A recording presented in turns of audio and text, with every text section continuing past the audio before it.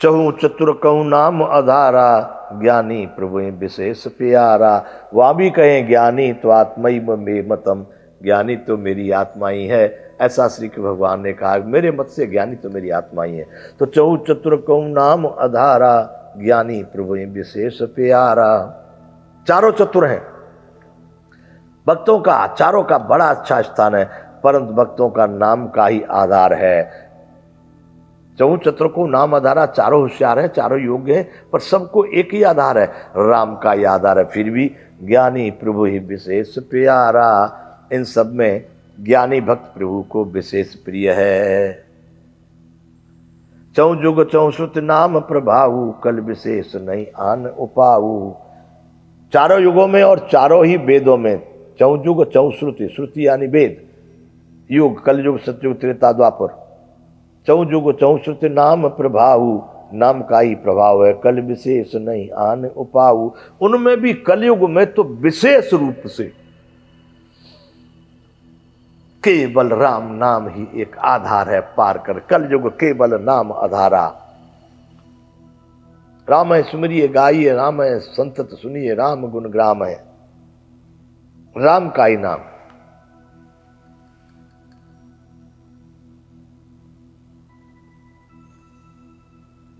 कलयुग में विशेष नाम का ही प्रभाव, और दूसरा कोई आधार कोई उपाय इसके अतिरिक्त सरल और आसान दिखाई नहीं देता है। बंधुओं 22वां दोहा आ गया बालकांड का। सकल कामना हीन जे राम भगत रसलीन, नाम सुख प्रेम पीयूष हृदय, तिनहु किए मन मीन, सियावर रामचंद्र की जय।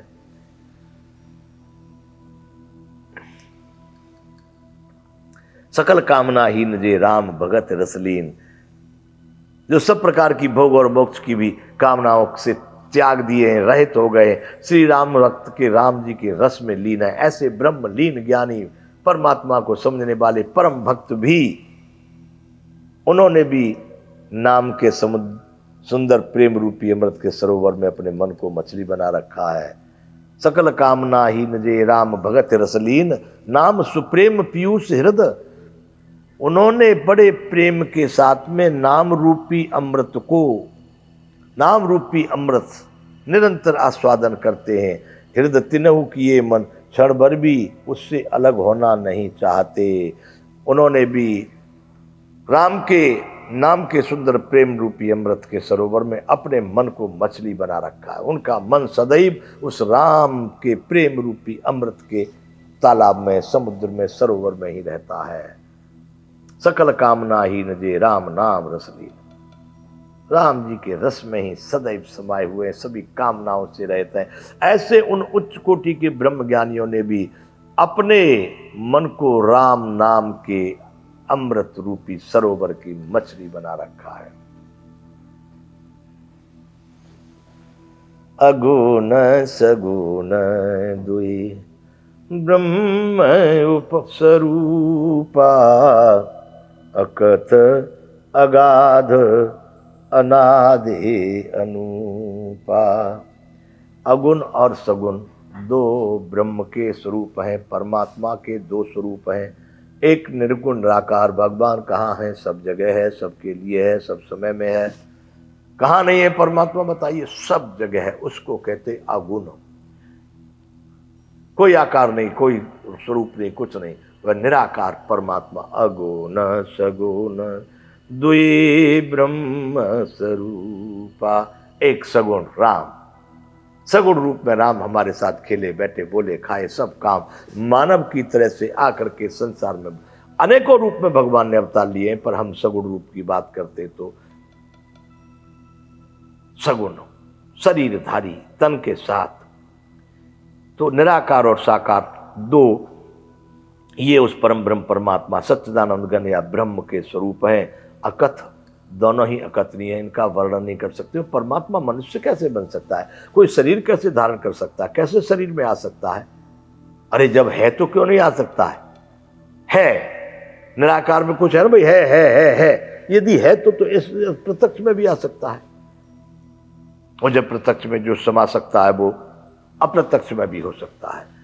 क्योंकि इस संसार का, सृष्टि का सारा काम द्वैत से है। सगुण है तो निर्गुण भी अवश्य है, उसका दूसरा भाग निर्गुण ही है। अंधेरा है तो प्रकाश भी है, पाप है तो पुण्य भी है, सत्य है तो झूठ भी है, यानी दोनों है। इसलिए अगुण है यदि तो सगुण भी है, और यदि सगुण है तो अगुण भी है। बंधुओं, मेरे विचार से भारत के अतिरिक्त किसी दूसरों ने उस भगवान को सगुण रूप से प्रकट नहीं कर पाए। भारत ने किया आया, अपने साथ खिलाया, अपने साथ भोजन करवाया, अपने साथ सारे काम करवाए उस भगवान से इस भारत के ब्रह्म ऋषि, ब्रह्म ज्ञानी, परम भक्त, परम दिव्य आत्माओं ने। तो निर्गुण और सगुण दो प्रकार के परमात्मा के स्वरूप हैं, दोनों ही अकथनीय हैं, अगाध, बहुत गंभीर, जिनकी पार नहीं पा, अनादि, जिनका कोई भी आदि और अंत नहीं है, अनूपा, और जिनकी कोई भी उपमा नहीं है। ऐसे दोनों ही सगुण और अगुण रूप दोनों भगवान के हैं। मोरे मत बड़ नाम दुहूते, किए जे जुग निज बस निज बूते।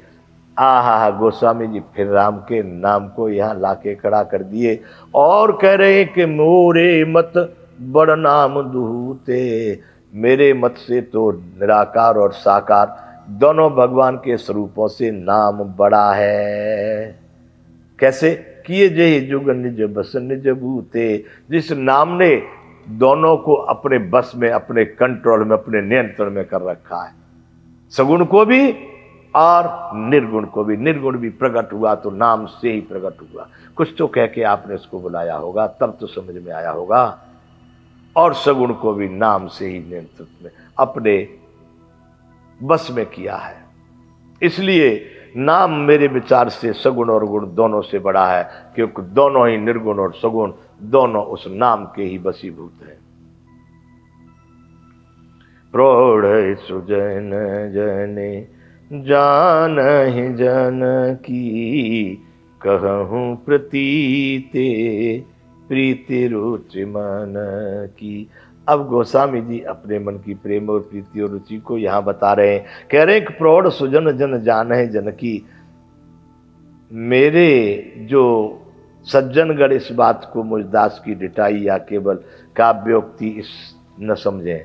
प्रौढ़ सुजन जन जानहि जन की, मेरी इस रचना को प्रौढ़ सुजन सज्जन लोग ऐसा नहीं जाने, केवल काव्योक्ति न समझें। मैं अपने मन के विश्वास, प्रेम और रुचि की बात कहता हूं। कहूं प्रतीते प्रीति रुचि मन की, अपने मन की प्रतीति जो विश्वास है, प्रीति जो प्रेम है, और रुचि जो मेरा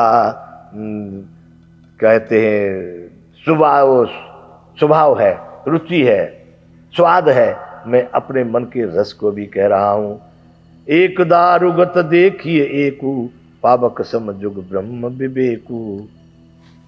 निर्गुण और सगुण दोनों प्रकार के ब्रह्म का ज्ञान अग्नि के समान है। निर्गुण उस अप्रकट अग्नि के समान है जो काठ के अंदर है परंतु दिखती नहीं है, और सगुण उस प्रकट अग्नि के समान है जो प्रत्यक्ष दिखती है। तत्वतः दोनों एक ही हैं, केवल प्रकट और अप्रकट के भेद से भिन्न मालूम होती है। एक दारुगत देखिए एकू, पावक समजुग ब्रह्म विवेकू। ब्रह्म का जो ज्ञान है वो अग्नि के समान है। कैसे?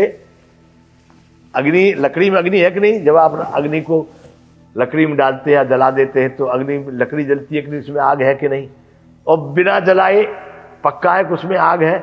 तो एक तो बिना जलाए हुए आग है, उसमें समझ में है, और एक जब जलाने के बाद दिखाई दे रही है। तो रूप और निराकार और साकार का इतना अंतर है कि एक दारुगत देखिए एकू, पावक सम जुग ब्रह्म विवेकू।